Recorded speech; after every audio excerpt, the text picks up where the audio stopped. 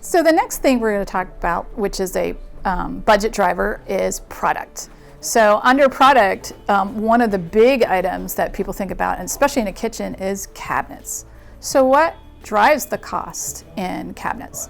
It really depends on, are you using a stock cabinet line, a semi-custom cabinet line, or a custom cabinet line?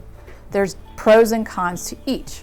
In a stock cabinet line, typically that means you're using stock sizes in your kitchen. This is typically what builders use, but there are many different levels of quality. You can get really good quality cabinets, and if you can use those stock sizes, the base box price is less expensive than in a semi-custom cabinet line. Semi-custom cabinet manufacturers build box modifications into the base box price.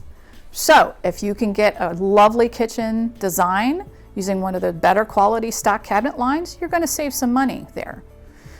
Some of the other things, for example, many people have tall ceilings in their home. If you start going above a 42-inch high wall cabinet, most cabinet lines that carry taller cabinets are automatically going to put you into that semi-custom cabinet line. The stock cabinet manufacturers typically don't go above 42 inches. So those are some of the cabinet cost drivers in a kitchen. Some of the other drivers in a kitchen, countertops. There's a wide range of products in countertops.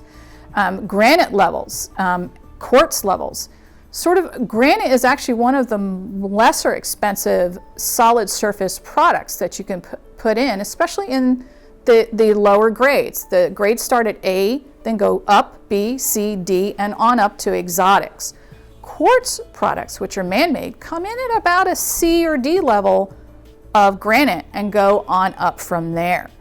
There are some beautiful granites that you can get at those lower price levels that can also help with your budget. Additional details like waterfall edges will add to your budget. Exotics obviously will add to your budget. So there are little things to look at there in terms of the products.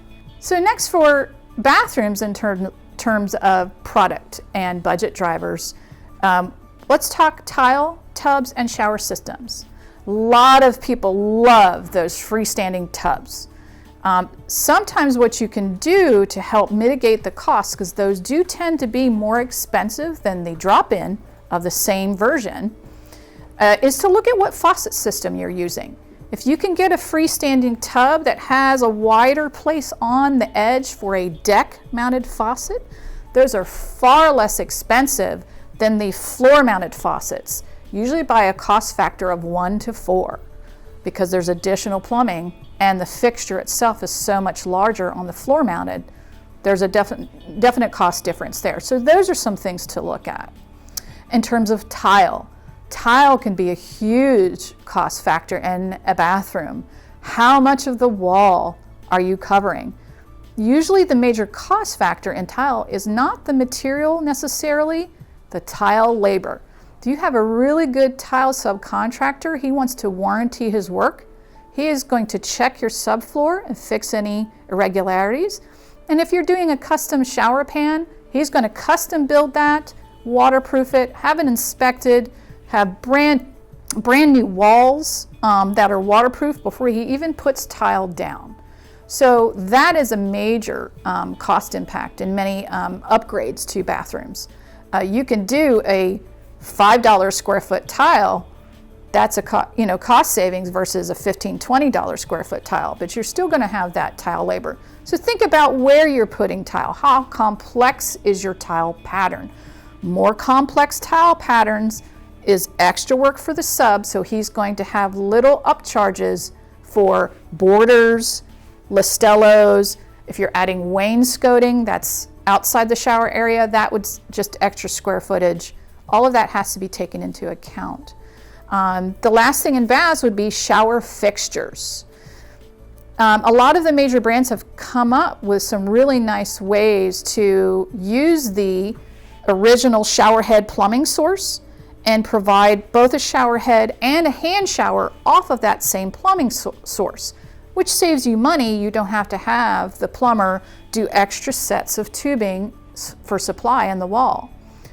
know that as you step up from there, if you start adding extra valves because you want different things to be on at the same time, whenever you're adding more control valves, you're adding extra plumbing from the plumber, you're adding extra fixtures, and it goes on up from there.